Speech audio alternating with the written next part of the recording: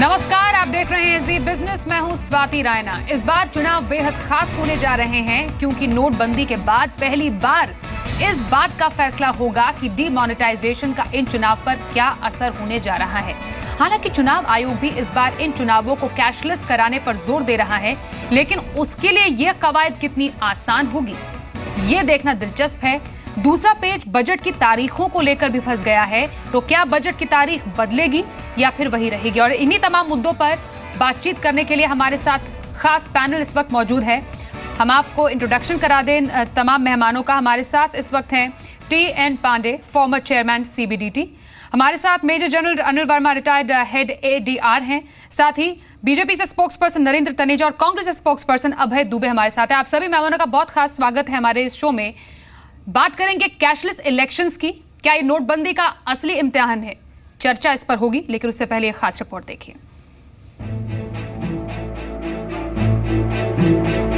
इस बार का चुनाव काफी मायनों में अलग होने जा रहा है। नोटबंदी के बाद पहली बार होने जा रहे इस चुनाव में पार्टी और उम्मीदवारों के लिए भी कई चुनौतियां हैं। इस बार के चुनाव में आयोग कुछ नई पहल करने जा रहा है।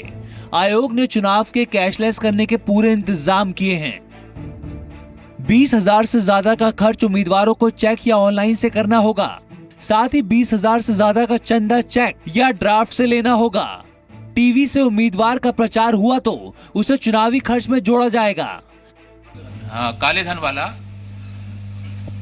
अब हम इस आने वाले इलेक्शन में जो आज से प्रारंभ हुआ है, हम कमीशन और हमारी सारी मशीनरी इस बात को जरूर देखेगी कि नोटबंदी से हमारे काले धन के ऊपर नियंत्रण लगाने में कैसे कैसे मेजर्स उठाने पड़ेंगे। ये फैसला इसलिए भी महत्वपूर्ण है क्योंकि पंजाब, उत्तराखंड और यूपी में उम्मीदवारों के चुनावी खर्च की सीमा 28 लाख रुपए है। वहीं मणिपुर और गोवा में ये सीमा 20 लाख रुपए है।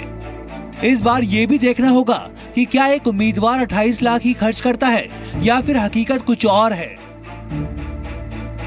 उम्मीदवार आमतौर पर इससे बहुत ज्यादा खर्च करते हैं। दूसरी ओर पार्टियों के ऊपर खर्च की सीमा नहीं है। पार्टियों के स्टार प्रचारकों का खर्च उम्मीदवारों के खर्च में नहीं जुड़ता है। उम्मीदवारों के अलावा उनकी पार्टी भी चुनाव में भारी भरकम खर्च करती है। ऐसे में सवाल ये है कि क्या नोटबंदी के इस दौर में काले धन पर रोक लग पाएगी? जानकारों का मानना है कि इस बार चुनाव में पहले से ज्यादा खर्च होगा और जमा किए गए काले धन का इस्तेमाल होगा। नोटबंदी के फैसले के बाद भी पार्टियों और उम्मीदवारों ने अपनी व्यवस्था बना ली है। इस आकलन के बीच एक बड़ी चुनौती चुनाव आयोग की है कि वह कैसे चुनाव को कैशलेस बनाने की व्यवस्था पर अमल कराता है। वैसे आयोग से जुड़े जानकार सूत्रों का कहना है कि आयोग के अधिकारी खुद ही अपने खर्च को लेकर परेशान हैं। चुनाव आयोग की ओर से कई टीमें क्षेत्र में होती हैं और उनका रोज का खर्च नकदी से होता है। ये सवाल इसलिए है क्योंकि इनके खर्च कई तरीके के होते हैं। गांव कस्बों में ठहरने और खाने पीने का खर्च, तो गाड़ियों में पेट्रोल, डीजल और झंडे बैनर का खर्च अलग है। पार्टी कार्यकर्ताओं को उनकी रोजमर्रा की जरूरत के लिए अलग पैसे दिए जाते हैं। कोई भी पार्टी चुनाव के समय ऐसा नहीं कर सकती कि उसके कार्यकर्ता और नेता पैसे निकालने के लिए बैंक की लाइन में खड़े रहें। 4 फरवरी से चुनाव होने जा रहे हैं। ऐसे में विपक्षी पार्टियों ने चुनाव आयोग और राष्ट्रपति से बजट की तारीख बदलने की मांग की है। अब देखना होगा कि ये चुनाव कितना कैशलेस और बजट से दूर होगा। ब्यूरो रिपोर्ट, जी मीडिया। तो वाकई इस बार के चुनाव बेहद ही खास होने जा रहे हैं। नोटबंदी का असली इम्तिहान इसे कहा जा सकता है। चलिए अब अपने तमाम पैनलिस्ट से सवाल जवाब का सिलसिला शुरू करते हैं और इसी कड़ी में सबसे पहले टी.एन. पांडे जी, आपसे मैं ये जानना चाहूंगी कि अभी फिलहाल अगर इस पूरे मैकेनिज्म को देखा जाए, कैशलेस इलेक्शंस अगर करने हैं, आपको लगता है कितना प्रैक्टिकल होगा इलेक्शंस को पूरी तरह कैशलेस करना? अगर नोटबंदी के बाद एक ब्लैक मनी को कर्ब करने की बात होती है, कोई भी पार्टी एक निर्धारित सीमा से ज्यादा खर्च नहीं कर सकती, वाकई क्या काले धन को लगाम लगाने के लिए ये काफी है? देखिए, जहाँ तक कैशलेस का है वो इलेक्शन का सवाल है, सेक्शन 13A में जो छूट दी हुई है कि 20,000 रुपये तक आप कैश में ले सकते हैं और उसका कोई अकाउंट नहीं देना पड़ेगा, तो टोटल टेस्ट तो तब होगा जब इस 20,000 की लिमिट को हटा दिया जाए और ये प्रोविजन किया जाए कि हर एक पैसा जो कि इनको मिलेगा उसके बारे में ये हिसाब देंगे और कैश जो है वो जो पेमेंट करेंगे वो पेटीएम से या और माध्यम से करेंगे, तभी ये चुनाव कैशलेस हो सकता है। राइट। आपका कहना है कि वो सीमा ही क्यों तय की जाए, टोटली इसको कैशलेस करने की जरूरत है, उसके बाद इसका रियल टेस्ट होगा। इनफैक्ट मैं यहाँ पर मेजर जनरल अनिल वर्मा जी के पास आऊंगी। Sir, association for democratic reforms को काफ़ी ज़्यादा अनुभव है, इनफैक्ट आपने काफ़ी लंबा वक्त गुजारा है चुनावों पर रिसर्च करने में और पूरे मैकेनिज्म को आप काफ़ी करीबी से समझते हैं। ये जो पूरी प्रक्रिया अगर इस बार चुनावों में कैशलेस हो जाती है, कितना प्रैक्टिकल मानते हैं और कितना ज़रूरी है इस टाइम पर?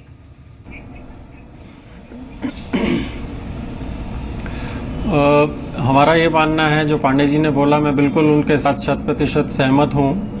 ये जब तक 20,000 वाली लिमिट रहेगी और ये कभी भी सफल नहीं हो सकता, क्योंकि 70 से 75% जो फंडिंग है पॉलिटिकल पार्टीज़ की वो अननोन सोर्सेज से है और वो 20,000 से कम की है। अब जैसे बीएसपी जैसी पार्टी हैं वो कहती हैं कि हमको 20,000 से ऊपर एक भी पैसा नहीं मिला पिछले 10 साल में, तो ये तो कोई मानने की बात ही नहीं है। दूसरी बात, जो इनका इनकम टैक्स रिटर्न्स ये फाइल करते हैं उसकी ठीक प्रकार से स्क्रूटिनी ना ईसीआई करता है ना इनकम टैक्स डिपार्टमेंट करता है। इनकम टैक्स डिपार्टमेंट कहते हैं हमारे पास मैन पावर नहीं है एंड वो कुछ परसेंटेज, वेरी मिनिस्क्यूल परसेंटेज का टेस्ट वो करते हैं। आज तक मुझे नहीं लगता किसी भी पार्टी का उन्होंने स्क्रूटिनाइज किया है। सो ये तो उसी से पता लग गया था कि 8 नवंबर से 30 दिसंबर के बीच में जो खुली छूट दी गई है पॉलिटिकल पार्टीज को अपना पैसा जमा कराने के लिए, ओल्ड नोट्स, डिमोनेटाइज नोट्स, तो उसी से पता लगता है कि इनके पास कितना धन है। और हमारा जो छोटा मोटा सर्वे हमने किया था यूपी में, उससे हमें तो कोई इंडिकेशन नहीं मिल रहा कि पैसे के खर्चे में, कैश के खर्चे में कमी होगी इलेक्शंस में। और ये हमेशा अंडर रिपोर्टिंग करते हैं इलेक्शन एक्सपेंसेस की। जो ये 20 लाख और 28 लाख की लिमिट है, सबको मालूम है। गोपीनाथ मुंडे जी ने, गॉड ब्लेस हिज सोल, बोला था कि उन्होंने 8 करोड़ खर्च किए थे।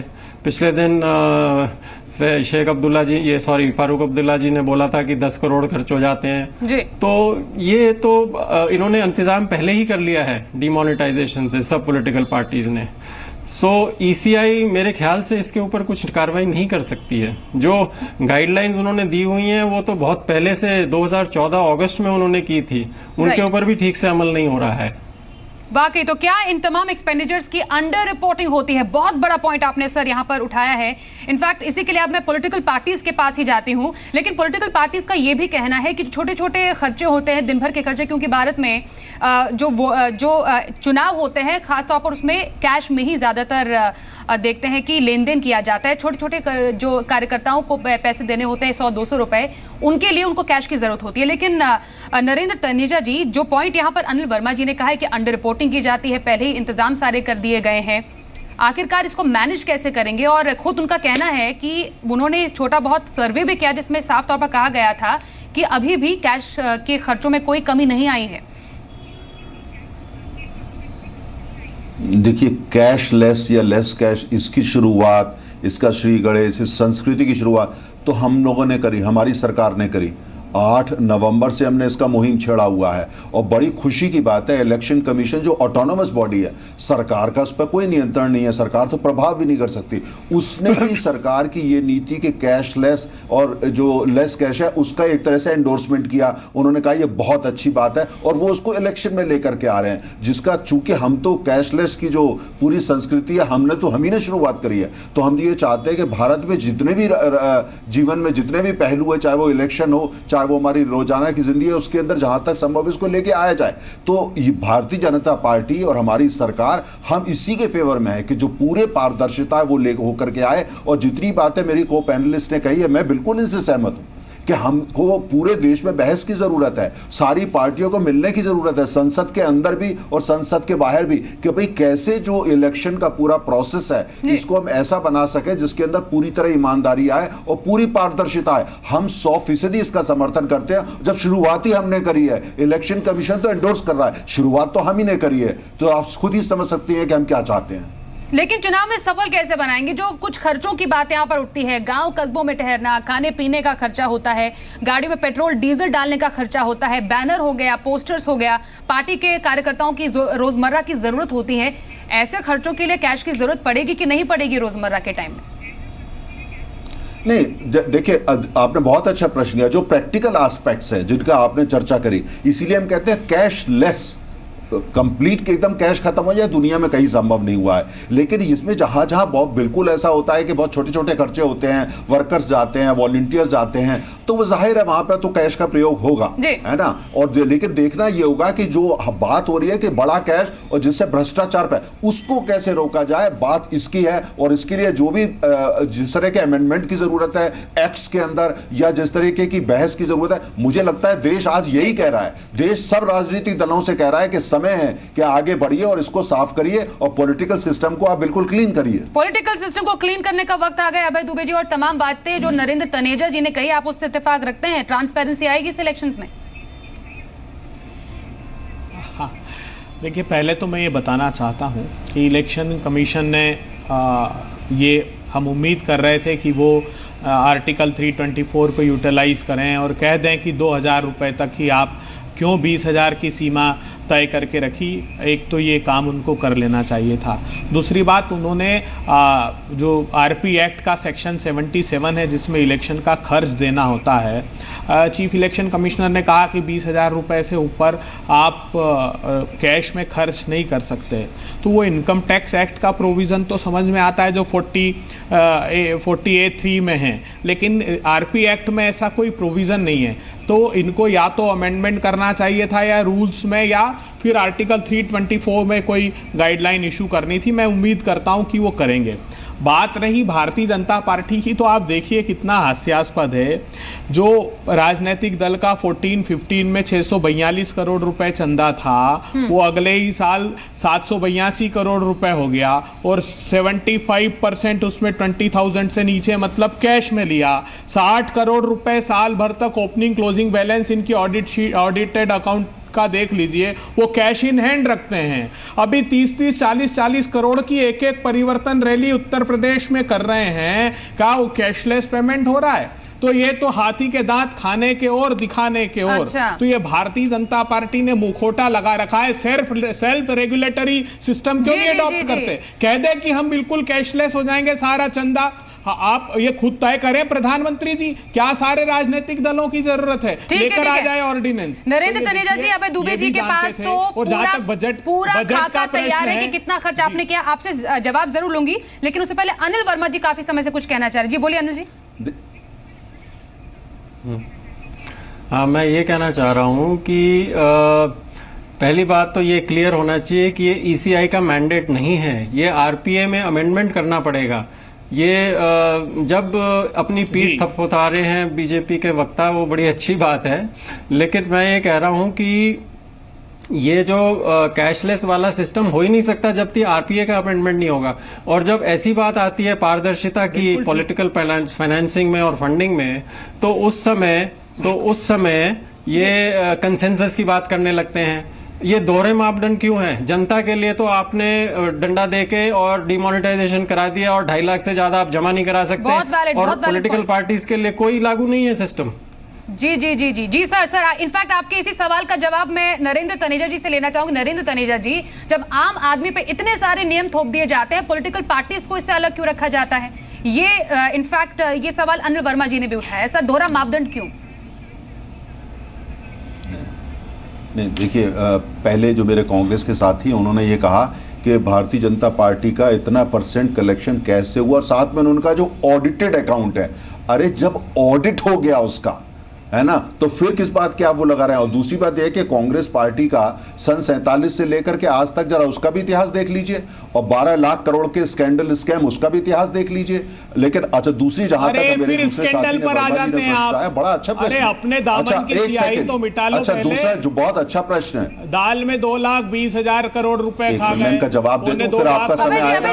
जवाब देने दीजिए, फिर आप बोलेगा। सिविलाइज बहस कर ले। अभय जी रुक जाइए, नरेंद्र तनेजा जी को पूरा जवाब दे दीजिए, फिर आप सवाल अच्छा, जहां तक बोलिए। अच्छा, अच्छा, जहां तक रिप्रेजेंटेशन ऑफ पीपल्स एक्ट की बात है, देखिए मेरे साथी वर्मा जी इस बात से सहमत होंगे। ये जब देखिए डिमोनेटाइजेशन अलग चीज है, अगर ऐसी चीज है जिसका असर देश की तमाम जो सैकड़ों राजनीतिक दल है उन पे पड़ेगा और हमारा एक फेडरल स्ट्रक्चर है, तो जब सबके साथ बिना बहस करे, सबके साथ एक बातचीत बिना करे, अगर हम कोई काम यूनिलैटरली करते हैं, वर्मा जी स्टूडियो में बैठ करके हमारा विरोध करेंगे, सब विरोध करेंगे। तो ये वो काम है जहां पर इलेक्टोरल रिफॉर्म्स की बात है। ले आओ ऑर्डिनेंस, कोई राजनीतिक दल बोलने वाला नहीं है तनेजा जी।